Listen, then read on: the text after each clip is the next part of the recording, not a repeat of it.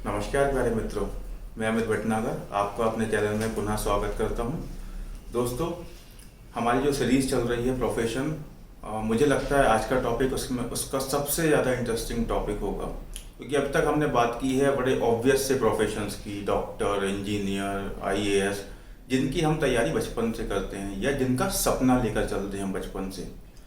लेकिन हर एक इंसान तो डॉक्टर इंजीनियर नहीं बनता, हर एक इंसान तो सिविल सर्विसेज का सपना नहीं देखता। कुछ लोग नहीं, बल्कि बहुत सारे लोग होते हैं कि जिनको पता ही नहीं होता जीवन में करना क्या है।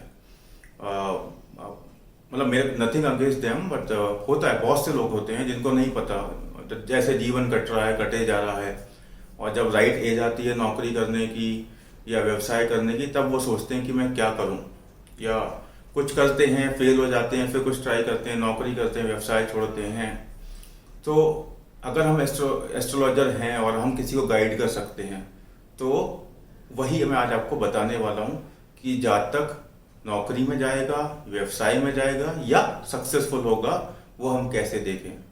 बहुत बहुत ज़्यादा हॉट टॉपिक है, बहुत क्वेरीज आती हैं कि मेरा बच्चा किस लाइन में जाए, ये नौकरी में जाए या बचपन से प्रोफेशन ये बिजनेस करेगा। ऐसा होता है कि बिजनेसमैन के बच्चे नौकरी में चले जाते हैं और नौकरी करने वालों के बच्चे बिजनेसमैन बन जाते हैं। सब भगवान ने जैसे ग्रह दिए कुंडली के अंदर वैसा ही होगा। लेकिन हम एज एस्ट्रोलॉजर कैसे पहचानेंगे, ये आज हम उसकी बात करेंगे। बहुत इंटरेस्टिंग टॉपिक है दोस्तों। लेकिन उससे पहले कि मैं आगे बढ़ूँ, आपसे मैं रिक्वेस्ट करूंगा, प्लीज़ चैनल को सब्सक्राइब जरूर कीजिए, शेयर कीजिए और लाइक कीजिए, ताकि ज़्यादा से ज़्यादा ये आगे तक लोगों तक पहुँच पाए। आइए बात करते हैं। तो दोस्तों, मैंने कुछ नियम लिखे हैं यहाँ पर। दो तरह की कुंडली बनाई है, एक मैंने व्यापारी कुंडली भी बनाई है और एक नौकरी पेशा लोग की कुंडली बनाई है। D1 चार्ट, D1 D9 दोनों का बनाया है। ये H1 H2 मैंने हॉरोस्कोप 1 और हॉरोस्कोप 2 डिनोट करने के लिए लिखा है।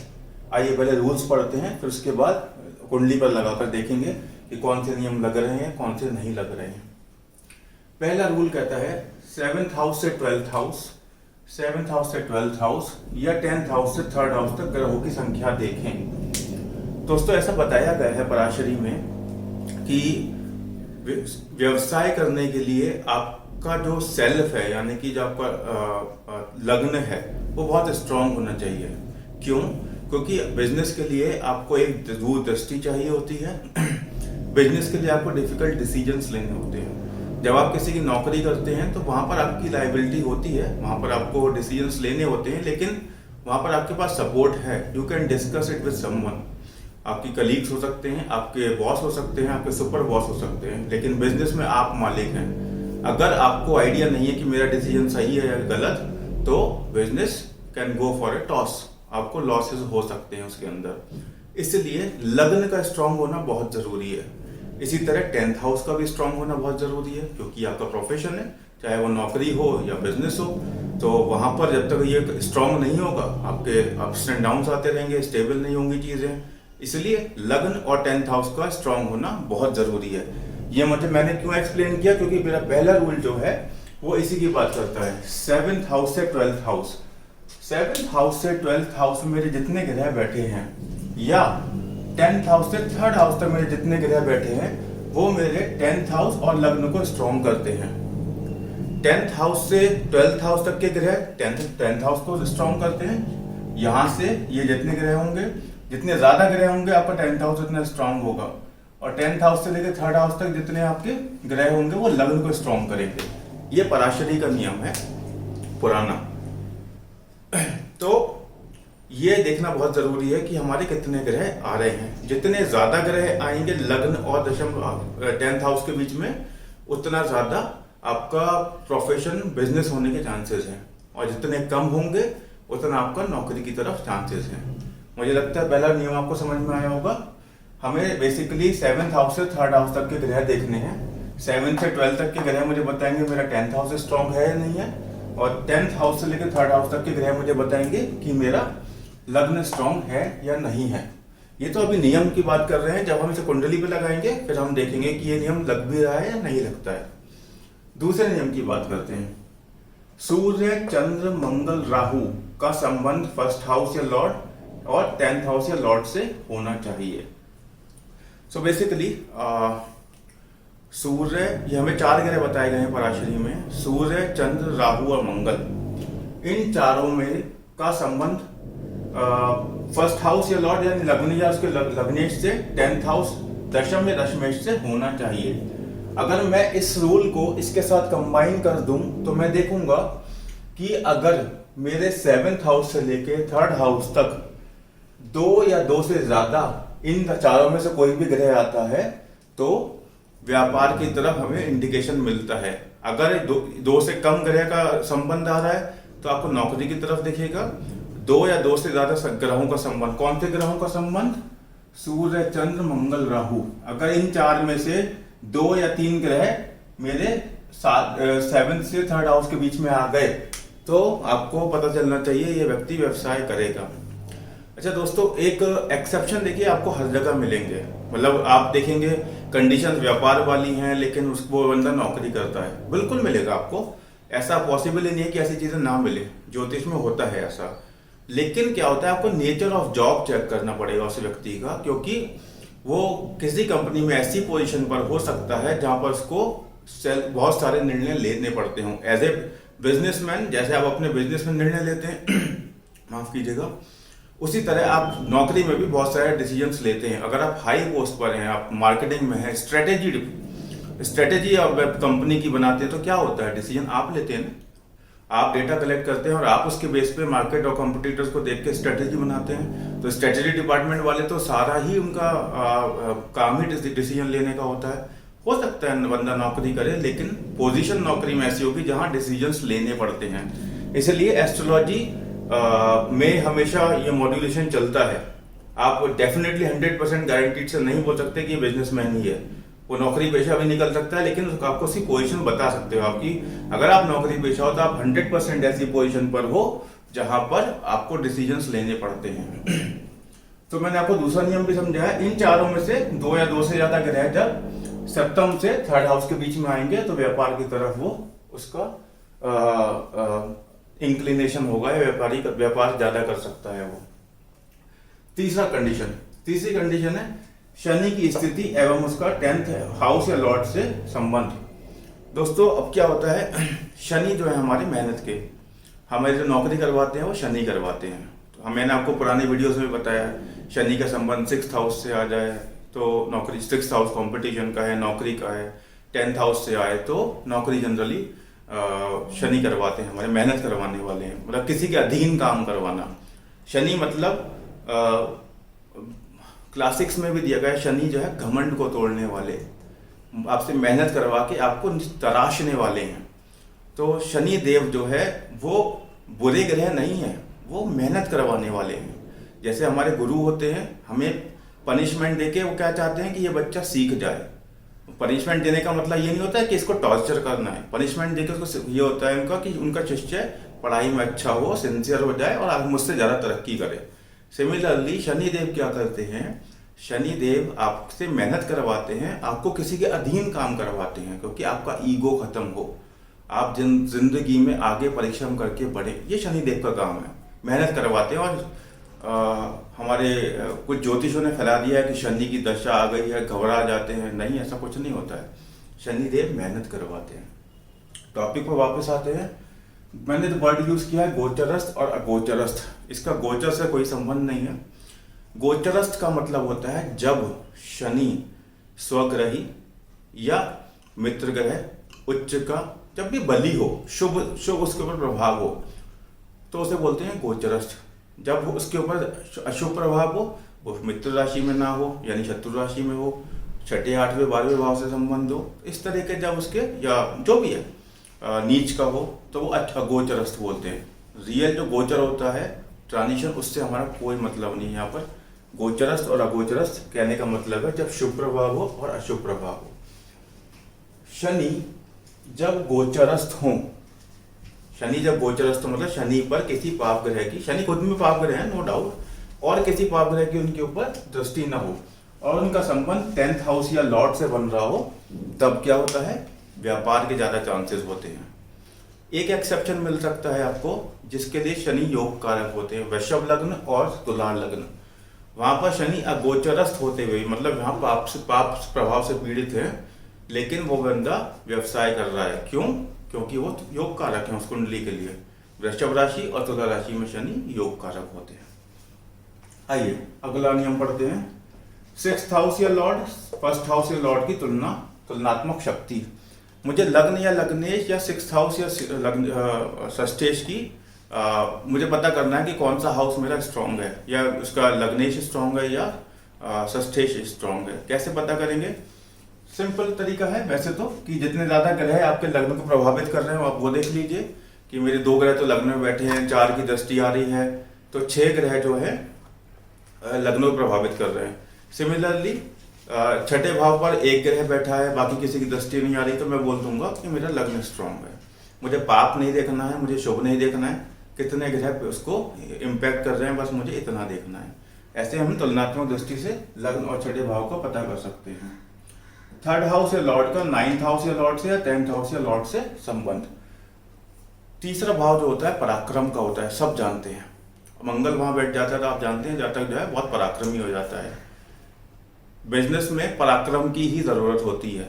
हम अभी तक बात करते आने पिछले 10 मिनट से कि पराक्रम, इंडिपेंडेंट डिसीजन लेना। क्यों? तब risk, no pain no gain, बिना रिस्क के बिजनेस आगे नहीं बढ़ता। सेफ खेलते हैं नौकरी पेशा, क्योंकि उन्हें पता है 9 घंटा काम करना है, बंधी हुई तनख्वाह आती है। उस बंधी हुई तनख्वाह वाले जो मोह माया में नहीं पड़ते वही लोग बिजनेस में सक्सेसफुल होते हैं और आगे बढ़ते हैं, क्योंकि वो रिस्क लेते हैं जीवन में। वो बैकफायर भी कर सकता है और वो चल भी सकता है। ये पराक्रम कहाँ से चाहिए? ये 3rd हाउस से चाहिए। जब 3rd हाउस 9th हाउस से, हाँ, और 10th हाउस। 9th हाउस आपका क्या है? ये आपका ये बोलिए कि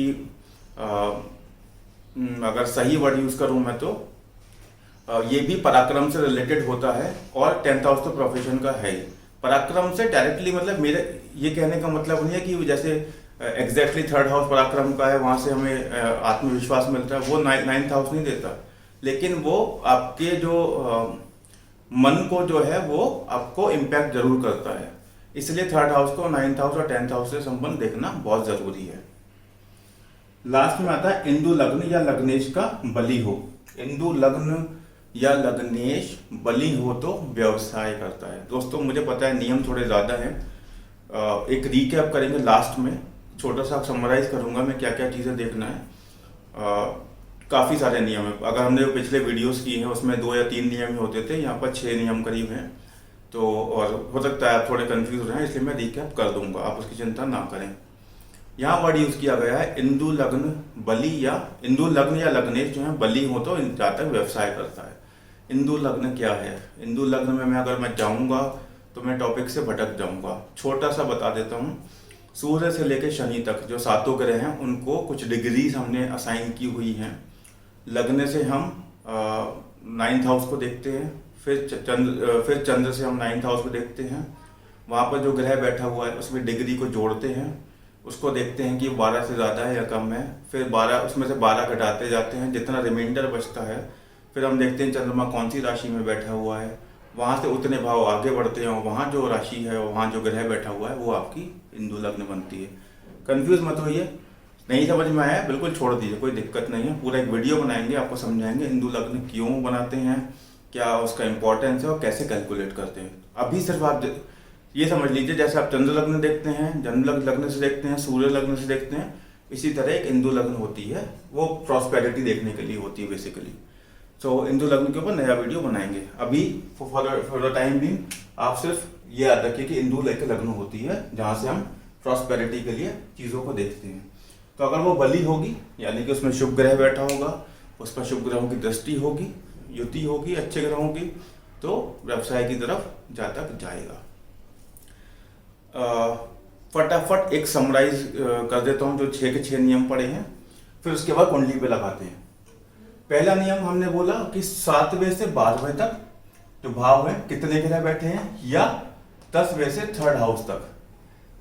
7वें से 12वें तक जो ग्रह होते हैं वो मेरे 10वें हाउस को बली करते हैं, और 10वें से 3rd हाउस तक जो ग्रह होते हैं मेरे लग्न को बली करते हैं। ये नियम है पराशरी का।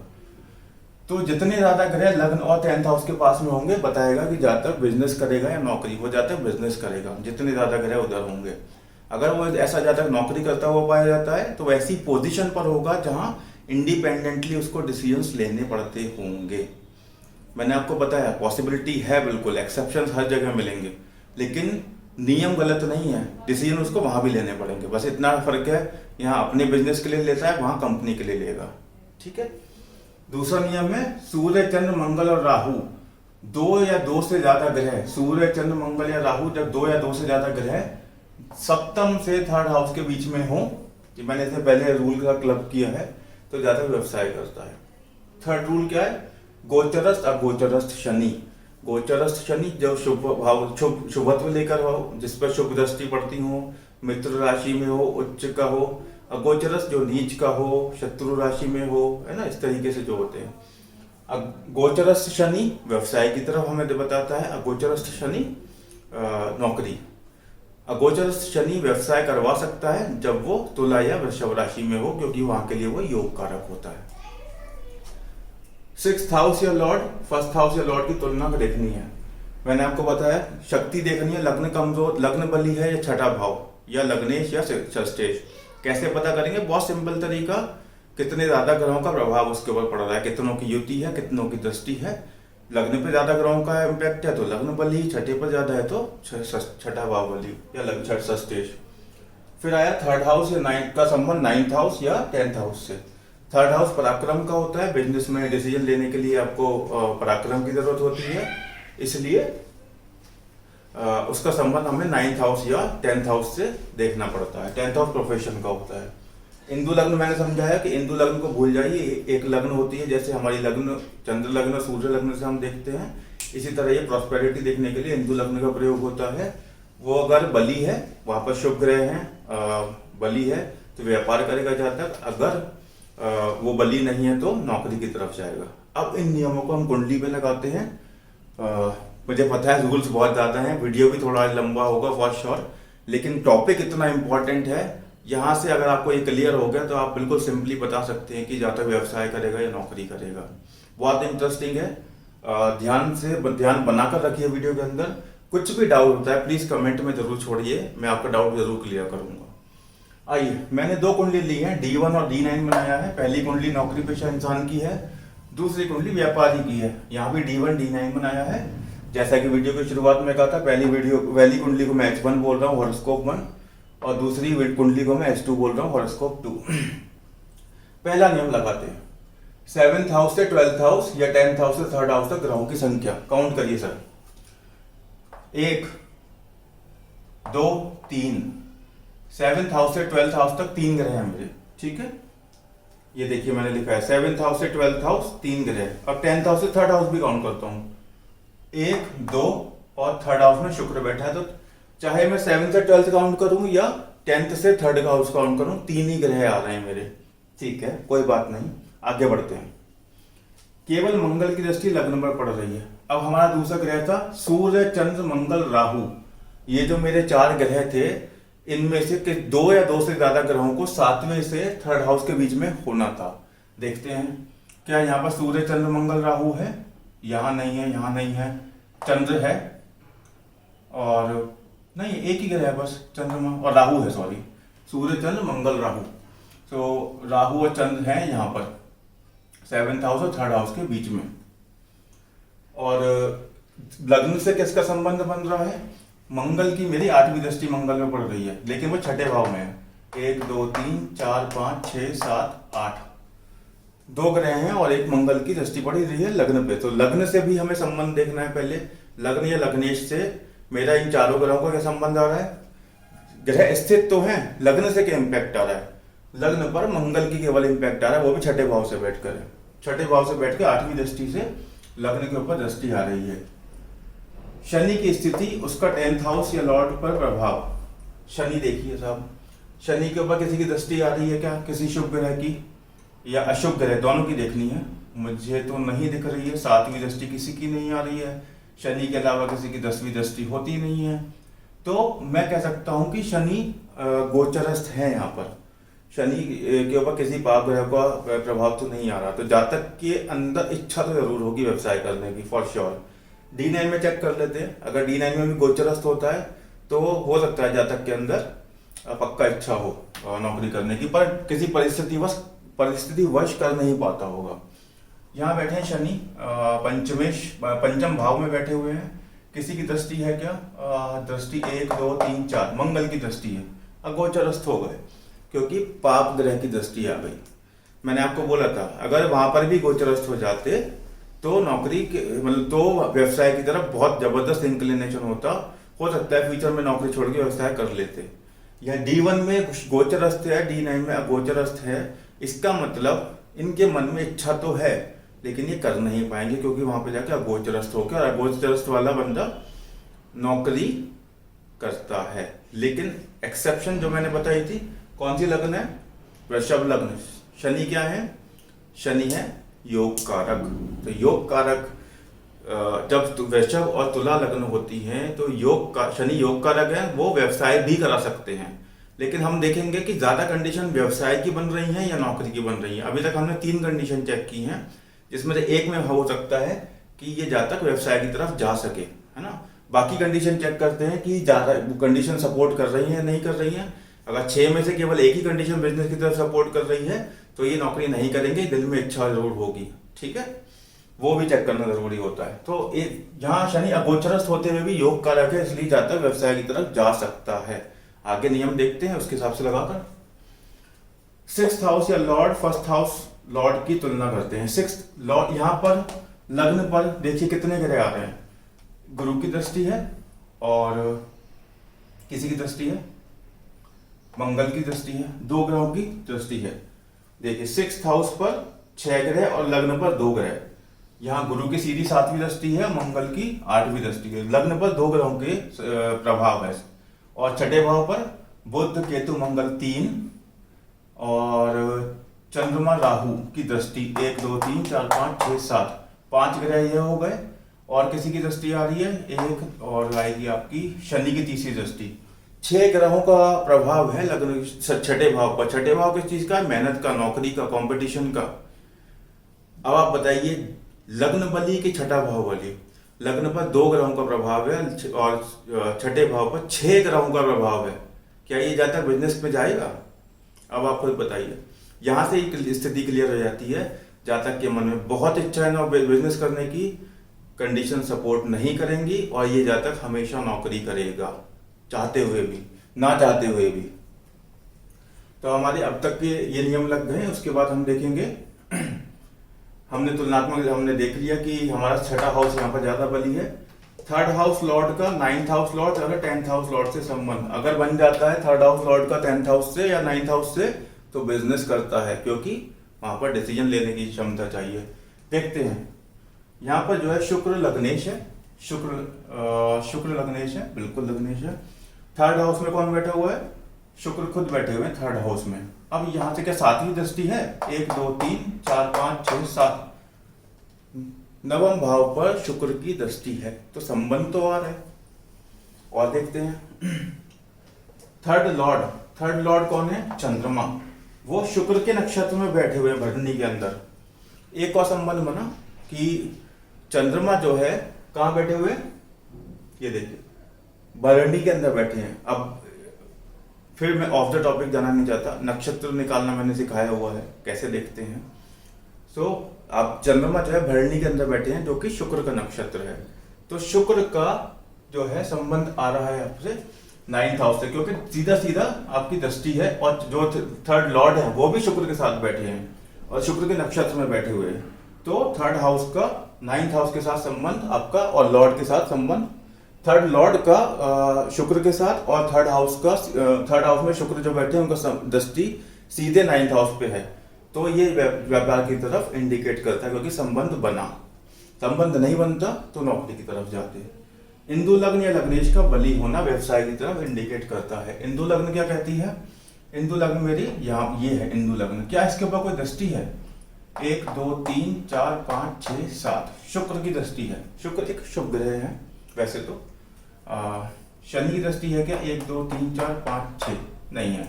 और किसी की दृष्टि नहीं आ रही है तो मैं कह सकता हूं कि इंदु लग्न मेरी बली है, जहां तक व्यवसाय की तरफ जा सकता है। लेकिन मुझे फिर चेक करना पड़ेगा। यहाँ पर जातक व्यवसाय की तरफ तो गया नहीं है, ये प्रोफेशनली नौकरी करता है जातक। ओहो, हम एक चीज मिस कर गए। 1 2 3 4 इंदु लग्न बली नहीं है, मंगल की कुदृष्टि पड़ गई है, पाप ग्रह की दृष्टि पड़ गई है, जो हम मिस कर गए थे। तो मैं वही सोच रहा था कि नौकरी करता है जातक, क्यों नौकरी करता है, अगर दो दो कंडीशन सपोर्ट कर रही हैं तो शनि जरूर गोचरस्थ होते हुए भी यहाँ पर योग कारक था, व्यवसाय की तरफ ले जा सकता था, लेकिन इंदु लग्न यहाँ पर बली नहीं है क्योंकि मंगल की दृष्टि पड़ गई। तो ये जातक मैंने इतनी कंडीशन लिखी है, 3 और 3 6, सिर्फ एक कंडीशन है जो सपोर्ट करती है बिजनेस को, 5 कंडीशन सपोर्ट करती है नौकरी को। आइए व्यापारी की कुंडली पर यही कंडीशन लगा के देखते हैं फटाफट। वीडियो बहुत लंबा हो चुका है, आप लोग बोर हो जाएंगे और कंफ्यूज भी हो सकते हैं, इसलिए फटाफट चीजों को क्लियर करते हैं और देखते हैं क्या होता है। व्यापारी की कुंडली हॉरोस्कोप 2, 7 से 12 में 4 ग्रह बैठे हुए हैं, 1 2 3 4 5, एक्चुअली बैठे हैं 5 ग्रह बैठे हैं, 4 नहीं रुकिए, 7 से 12 में 4, 10 से 3rd हाउस में 6 ग्रह बैठे हुए हैं। सो 7 से 1 2 3 4 5 6 ग्रह बैठे हुए हैं 7 से 12 में। मैंने शायद गलत लिख दिया, 4 6 आएगा यहाँ पर, ठीक है। यहां से काउंट करते हैं 1 2 3 4 5 6, दोनों तरफ से 7 से 12 करूं और या 10 से 3rd करूं, मैं 6 ग्रह ही बैठे हुए हैं। आपको ऐसा नहीं है कि दोनों की संख्या सेम होनी जरूरी है, ये दो यहाँ पर 3 भी हो सकते हैं और यहाँ पे हो सकते हैं, आपको देखना है कौन सा ज्यादा आ रहा है। लेकिन बहुत स्ट्रांगली यहाँ पर दोनों जगह 6 ग्रह ही बैठे हैं। तो क्या भाई, मैंने आपको बताया है जितना ज्यादा ग्रह 10th और लग्न के पास होंगे उतना व्यवसाय की ओर आपको इंडिकेशन मिलेगा। क्या हमारी पहली कंडीशन इससे ऊपर लगती है? बिल्कुल लगती है। ज्यादा ग्रह बैठे हैं लग्न और 3rd हाउस के बीच में, जो कि इससे मेरा 10th हाउस भी बली हो रहा है और लग्न भी बली हो रहा है, इसलिए ये व्यक्ति व्यापारी बना। नंबर 1। नंबर 2, लग्न पर सूर्य राहु का प्रभाव है, मंगल की दृष्टि है। अब मैं चेक कर रहा हूं क्या सूर्य चंद्र मंगल राहु, सूर्य चंद्र मंगल राहु में 2 या 2 से ज्यादा ग्रहों का संबंध लग्न लग्नेश से होना चाहिए और उसके बीच में आने चाहिए 7 से 12 के बीच में। सो सूर्य राहु तो खुद ही बैठे, 2 या 2 से ज्यादा ग्रह चाहिए थे लग्न के अंदर हमारे, और अगर 7 से मैं काउंटिंग करता हूँ और 3rd हाउस के बीच में तो मंगल भी आ गया। तो मेरे 3 ग्रह प्रभावित हो रहे, मतलब मैं 7th हाउस से 3rd हाउस के बीच में 3 ग्रह मिल रहे हैं 4 में से, मुझे 4 टोटल मैंने लिखे हैं और 3 ग्रह मिल रहे हैं, जिसमें 2 तो लग्न को सीधे प्रभावित कर रहे हैं। मेरा दूसरा नियम भी सिद्ध हो गया कि ऐसे ज्यादा व्यापार की तरफ जाते हैं। मेरा तीसरा नियम कहता है शनि की स्थिति चेक करें और 10th हाउस या लॉर्ड से उसका संबंध चेक करें, गोचरस्थ है या अगोचरस्थ है। शनि 10th लॉर्ड बुध को देख रहे हैं, शनि कहाँ बैठे हुए हैं? 3rd हाउस में बैठे हैं, बुध को देख रहे हैं। देखते हैं कौन सी दृष्टि से देख रहे हैं। ओके, बुध यहाँ बैठे हैं तो 10वीं दृष्टि जाएगी, और बुध कौन है? 10th Lord. शनि का संबंध 10th लॉर्ड से मेरा आ गया, 3rd हाउस में बैठ के शनि मेरे 10th लॉर्ड को देख रहे हैं, इसलिए और 10th लॉर्ड यानी प्रोफेशन के मालिक हैं ये, इसलिए व्यापार की तरफ जरूर ये जातक करेगा।